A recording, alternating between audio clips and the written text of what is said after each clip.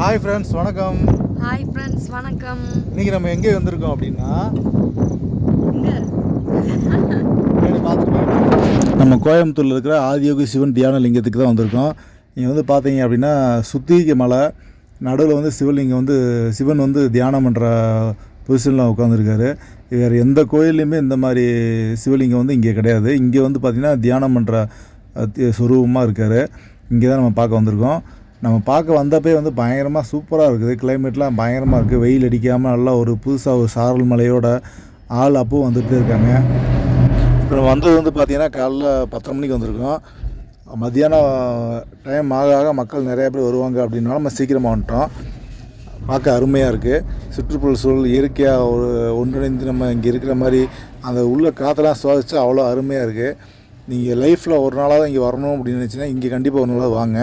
லைஃப்பில் பார்க்க வேண்டிய இடத்துல இதுவும் ஒன்று. தூரத்துலேருந்து பார்க்குறப்ப கொஞ்சம் ஓரளவுக்கு நல்லா இருந்தது. பக்கத்துலேருந்து பார்க்குறப்ப நம்மலாம் ஒரு எறும்பு மாதிரி தெரிஞ்சோம். அந்தளவுக்கு மிக பிரம்மாண்டமான உயரமான, எத்தனை அடி உயரம்னு எனக்கே சரியாக தெரில, அவ்வளோ உயரமாக இருக்குது. சுற்றிக்க வேல்கம்பெலாம் ஊண்டி எப்படி இருக்குது பாருங்கள். நடுவில் கழுத்தில் பாருங்கள் அந்த கயிறு மாதிரி, அந்த கயிறுன்றது கிடையாது, கயிறு கிடையாது, ருத்ராட்சால் ஏகப்பட்ட ருத்ராட்ச கோட்டையில் செய்யப்பட்ட ஒரு கயிறு. உள்ளே உன்னிப்பாக நீங்கள் கவனித்து பார்த்து தெரியும். அது உள்ளாமே ஒவ்வொரு ருத்ராட்ச கொட்டை, அது எல்லாமே அவ்வளோ ருத்ராட்ச கொட்டை செஞ்சு ஒரு கிட்டத்தட்ட ராட்சத கயிறு மாதிரி ரெடி பண்ணி அதில் மாலெல்லாம் போட்டு பயங்கரமாக வச்சுருக்காங்க. வெயில் மழை எல்லாத்தையும் தாங்கக்கூடிய சக்தியில் அந்த பிரம்மாண்டமான அந்த உயரமான ஒரு சேவை செஞ்சு உள்ளே வச்சுருக்காங்க. அப்படியே பிரம்மாண்டமாக அப்படியே பிரமிப்பாக இருக்குது பார்க்கவே.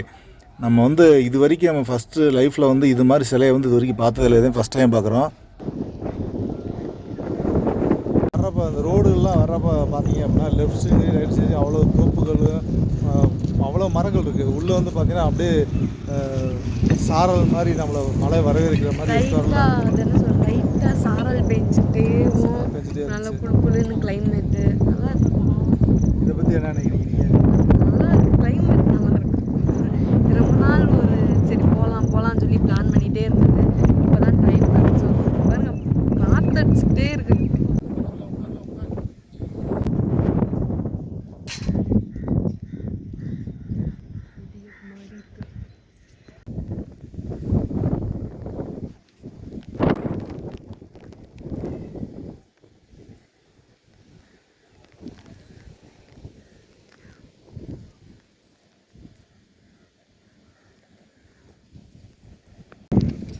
ஃப்ரெண்ட்ஸ், இப்போ வந்து பார்த்தீங்கன்னா பக்கத்தில் வந்தாச்சு.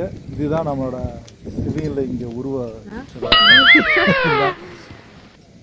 மேலே அங்கே பார்த்தீங்களா, இந்த காதுக்கு பக்கத்தில் காது தண்டாவில் இருக்குது பார்த்தீங்களா, அது வந்து ஆடுது வருங்க, காற்றுக்கு இப்படி ஆடுது பாருங்க.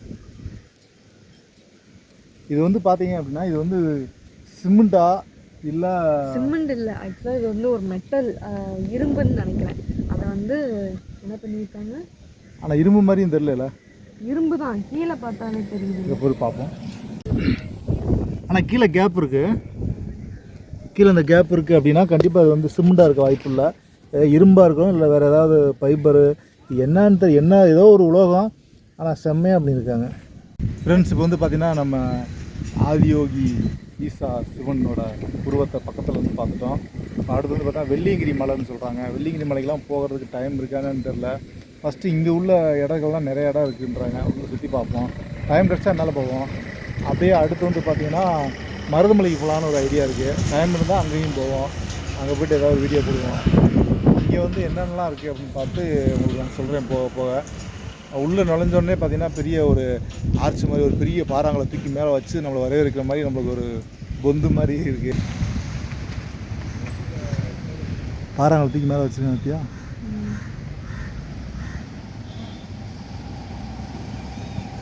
பஸ்ஸில் வரவங்க கவர்மெண்ட் பஸ் வருது. இந்த கவர்மெண்ட் பஸ்ஸில் நீங்கள் வரலாம். இந்த பஸ்ஸு வருது பாருங்கள். கவர்மெண்ட் பஸ்ஸு இங்கே வரைக்கும் வருது. கவர்மெண்ட் பஸ்ஸு இங்கே வரைக்கும் வரனால நீங்கள் வந்து பைக்கில் வரணும், இப்போ காரில் ஒன்றும் அவசியம் இல்லை. காரே பஸ்ஸே உங்களுக்கு கூட்டு வந்து இங்கேயே விட்டுருவேன். வாங்க, இன்னும் சுற்றி பார்க்க வேண்டிய இடம் நிறையா இருக்குது. வாங்க போய் பார்க்கலாம். மேகத்தை பாருங்கள், பக்கத்துலேயே நம்ம பார்க்குற மாதிரி இருக்குது. மேகத்தை பாருங்கள். சரி வாங்க போகலாம். அடுத்து நம்ம இங்கே நைட் ஆச்சுன்னா லைட் செட்டிங் போடுவாங்க தான், அதுதான் லைட் செட்டிங்ஸு.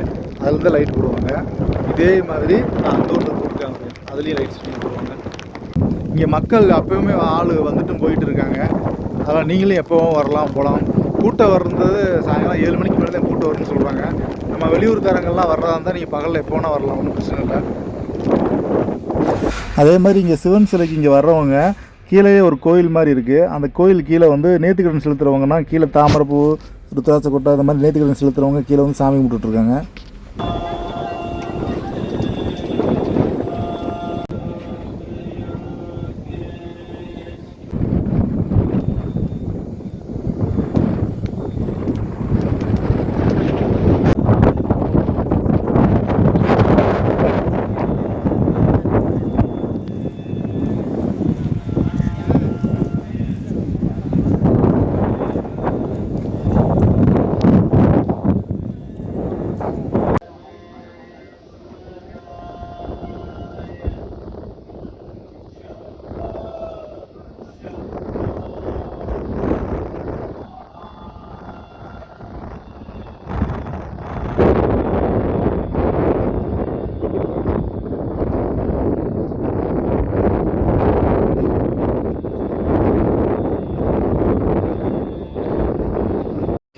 இங்கே சிவன் சிலையிலேருந்து நம்ம உள்ள தியான லிங்கத்துக்கு நடந்து போகிறவங்க, முடியாதவங்க, வயசானவங்களுக்கெல்லாம் மாட்டு வண்டி வசதி கொடுத்துருக்காங்க.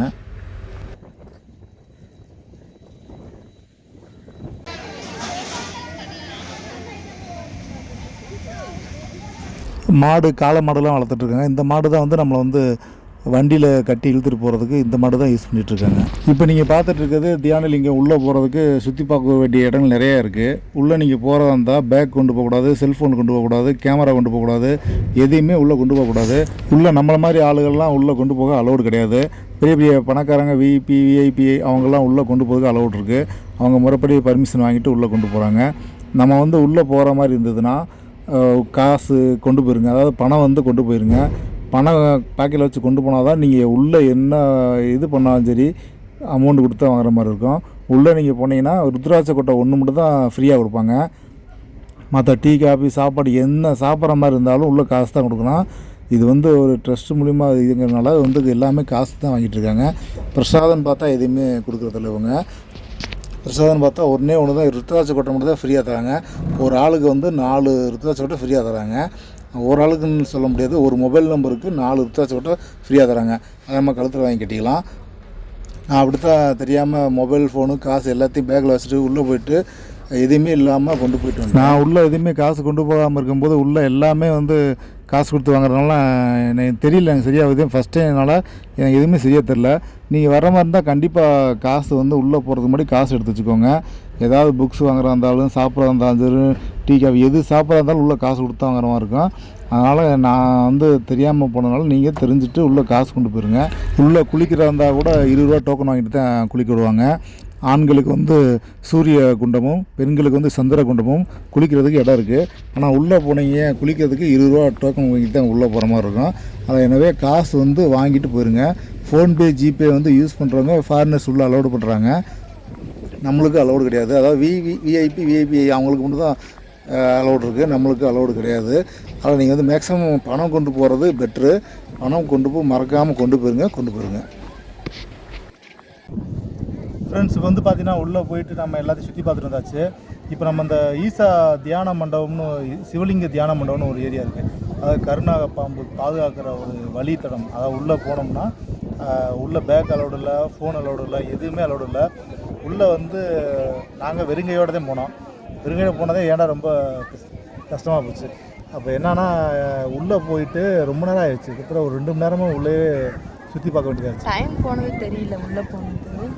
பட் உள்ளே அலௌட்னா நாட் மொபைல் பேக், எதுவுமே மொபைல் பேக்கு எதுவுமே அலௌடில். உள்ளே ஒர்க் பண்ணுறவங்களுக்கு மட்டும் வந்து பேக்கு அதெல்லாம் அலௌடு. உள்ளே டைம் போனதே தெரில. அப்புறம் வந்து அங்கே என்ன ஃப்ரீ அப்படின்னா ருத்ராட்சம் மட்டும் ஃப்ரீயாக தருவாங்க. அதாவது என்னது, ஒரு ஆளுக்கு வந்து 4 ருத்ராட்சம். ருத்ராட்சம் கூட 4, ஒரு ஆளுக்கு வந்து 4 ருத்ராட்சம் ஃப்ரீயாக கொடுப்பாங்க. ஒரு ஆளுக்குன்னா ஒரு மொபைல் நம்பருக்கு 4 ருத்ராட்சம் ஃப்ரீயாக கொடுப்பாங்க.